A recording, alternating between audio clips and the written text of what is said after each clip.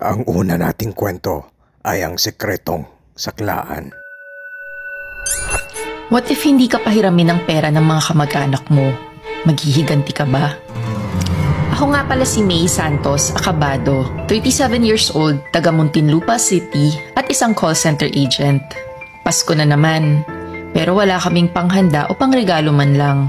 Itong tatay ko kasi, adik sa sugal kaya baon kami sa utang ngayon. Nakakatakot nga dahil nung isang araw, may grupo ng mga kalalakihan na sumugod sa bahay para maningil.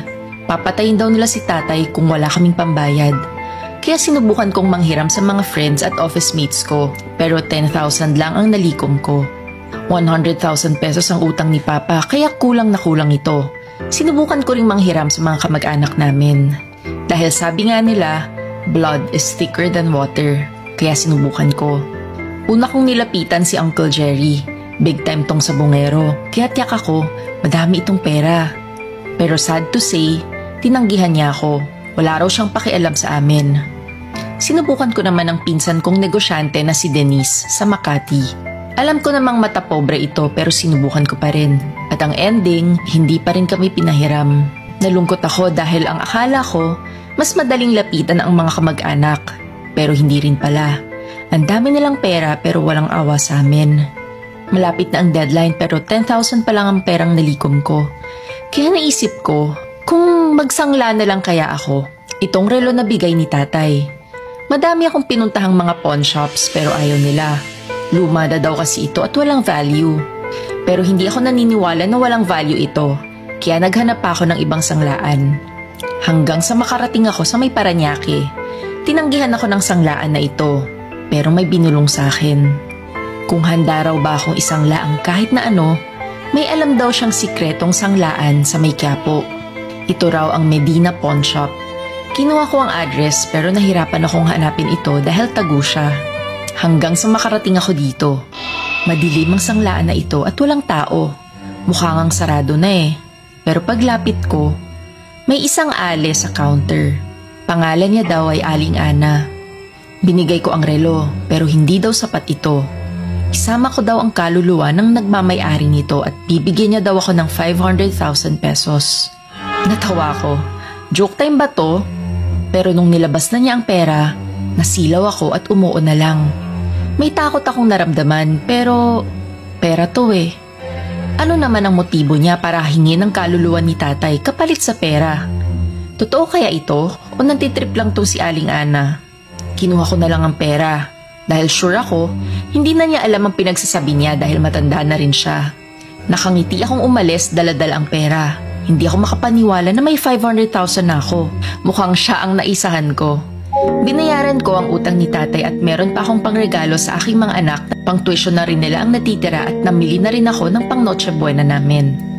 Pero bago magpasko, nagkasakit bigla si tatay. Sinugod namin siya sa ospital, ngunit hindi alam ng mga doktor kung anong karamdaman niya.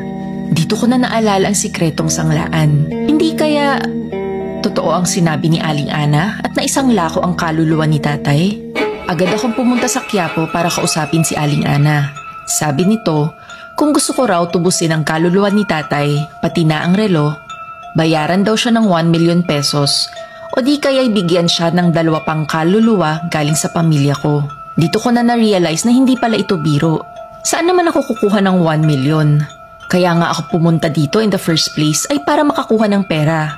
Pero mas natakot ako sa isa pang opsyon na binigay niya. 2 kaluluwa raw ng kamag-anak ko. Gulong-gulo, bumalik ako sa ospital at nakita kong palala ng palala ang sakit ni tatay. Buong gabi akong nag-iisip kung anong gagawin ko. Inabot ako ng umaga pero may naisip na ako. Agad akong pumunta sa bahay ni Uncle Jerry at kinuha ko ang suklay niya.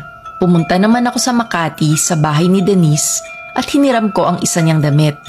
Pagkatapos nito, bumalik ako sa Quiapo at sa sanglaan ni Aling Ana. Sabi ko sa kanya, ito ang 2 bagay na gamit ng 2 kong kapamilya.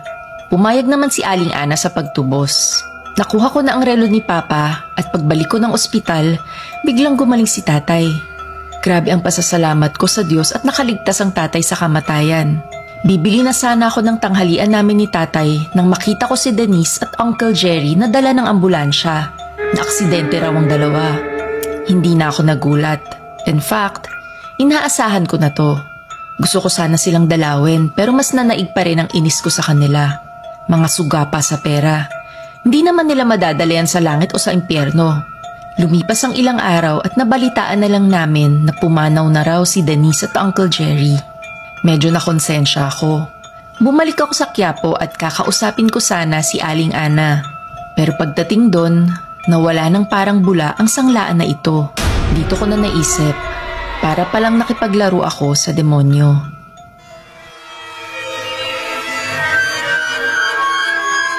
Ang pangalawa nating kwento ay ang kambal sa kondo. What if may multong kambal na nakatira sa kondo mo? Anong gagawin mo? Ako nga pala si Taz Mariano, taga Rizal.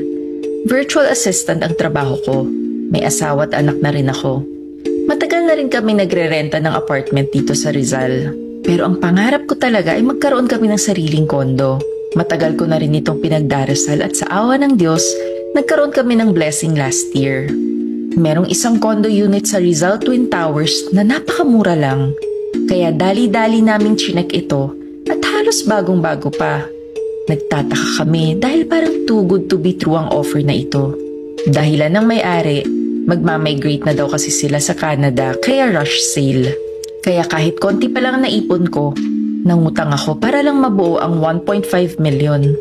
Wala ka nang makikitang ganito kamura kaya ayaw na naming palampasin ito. Nang nakuha na namin ang unit, agad na lumipat kami dito noong June 16, 2024. Masaya kaming lahat, lalo na ang mga bata. Sabi nga ng asawa ko sa akin na si Just Tony, iba pala ang pakiramdam na may sariling bahay kesa nagre-renta. Maayos naman ang lahat. 2 linggo na kami rito, pero parang panaginip pa rin ang nangyari sa amin. Ngunit pagdating ng July, dito na nagsimula ang mga kababalaghan sa bahay. Isang gabi, habang natutulog ang mga bata sa kwarto nila, bigla daw may humila ng kumot nila. Pagtingin nila, wala namang ibang tao. Kinuha nila ang kumot at bumalik sa kama. Pero paghiga nila sa kama, may katabi na silang magkambal na babae. Tumakbo sila at pumunta sa kwarto namin para magsumbong. Grabe ang trauma ng mga bata dahil dito. Iyak ng iyak at ayaw ng matulog. Hindi ako naniwala nung una. Sabi ko baka binangungot lang sila.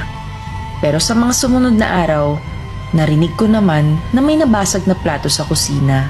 Kami lang ni Just Tony ang nasa kondo nung araw na ito. Nasa school kasi ang mga bata. Nainis ako kay Just Tony at pinagalitan siya sa sala. Sabi naman niya, kanina pa siya nasa sala at hindi naman pumupunta sa kusina. Kaya tumungo ako sa kusina para alamin kung ano nangyari. Nakita ko ang mga basag na plato at mga baso. Nagkalat ang mga bubog sa sahig. Lumuhod ako para damputin ang mga malalaking bubog. Ngunit laking gulat ko nang may biglang tumulak sa akin. Napasubsob ako sa mga bubog. Ang sakit at puro dugo na rin ang mukha ko. Pero nabaliwala ang lahat ng ito nang magpakita ang multong kambal sa akin. Sabi ng mga ito, Nasaan ang nanay namin? Pagkatapos, tumakbo sila at nawala. Takot na takot ako. Hindi ordinaryong multo ang mga ito dahil nananakit din sila. Dinala na ako sa ospital ni Just Tony at dito na ako naniwala sa kambal na babae na nasa condo unit namin. Okay lang na ako ang saktan, pero kung magpapakita na sila sa mga anak ko, hindi ako papayag. Nagalit din ako sa nagbenta ng unit sa amin. Dapat sinabi niya ang mga bagay na ito. Buti pa sa Amerika or sa Japan, kapag ibinibenta ang bahay, laging dinidisclose kung may nangyaring krimen dito o may mga kakaibang pangyayari. Humingi kami ng tulong sa pari ng aming lugar na si Father Romulus. Nagpa-house blessing din kami. Pero nung araw na yon, biglang pumutok ang mga appliances namin at nagpakita na naman ang multong kambal sa amin. Sigaw nila. Hindi daw sila aalis sa kondo hanggat hindi daw namin sasabihin kung nasaan ang nanay nila. Sinubukan ni Father Romulus itaboy ito, pero biglang gumalaw ang ref namin at binagsakan siya. Tumawa ang kambal at nawala. Buti buhay pa si Father Romulus at agad naming dinala sa ospital. Sabi ni Father sa amin, ang tanging paraan lang ay hanapin ang bangkay ng nanay nila. Dito lang sila matatahimik. Nagpatulong kami sa mga pulis ng Rizal para masuri kung may krimen bang nangyari dati sa condo unit na ito. Sabi nila, noong 2019, ang original owner daw ng condo ay ang pamilyang Pasha. Dahil sa selos, pinatay ni Jerry Pasha ang asawa at mga anak niya sa unit na yon. Sinaksak daw niya ang kambal nilang anak na si Judith at Kim Pasha. Matapos nito ay pinatay niya din ang kanyang sarili.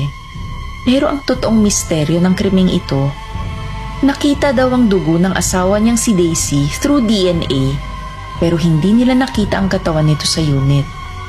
Nagkaroon din daw ng ilang buwan na paghahanap sa bangkay nito, pero hindi talaga nila makita. Kaya pala hindi matahimik ang kaluluwa ng kambal dahil sa nanay nila. Nag-hire ako ng isang private investigator para hanapin ang bangkay ni Daisy Pasha. Ngunit matapos ang ilang linggo, wala ring nakita ang investigator. Mukhang hopeless at dead-end na ang misteryong ito.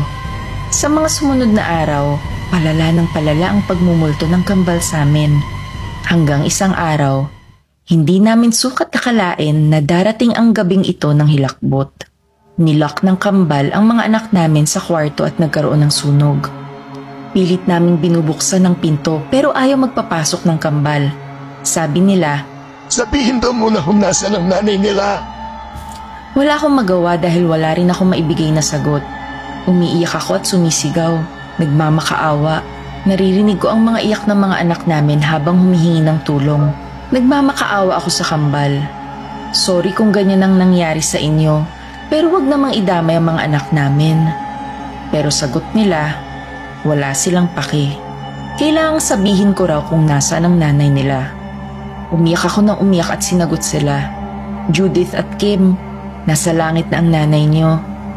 Natigilan sila at umiyak at biglang naglaho. Nabuksan din namin ang pinto at buti hindi pa inabot ng apoy ang mga bata. Ginamit naman ni Jess Tony ang fire extinguisher para maapula ang apoy. Ilang buwan na ang lumipas pero grabe pa rin ang trauma na inabot ng pamilya ko dahil sa kambal na ito. Pagkatapos naman ng sunog na yon, hindi na muli pang nagpakita ang kambal sa amin. At kahit wala na sila, lagi ko pa rin silang sinasama sa aking mga dasal. Kaya kayo, i-check niyo mabuti ang isang lugar bago niyo tirahan. Hindi niyo alam, baka may madilim itong nakaraan.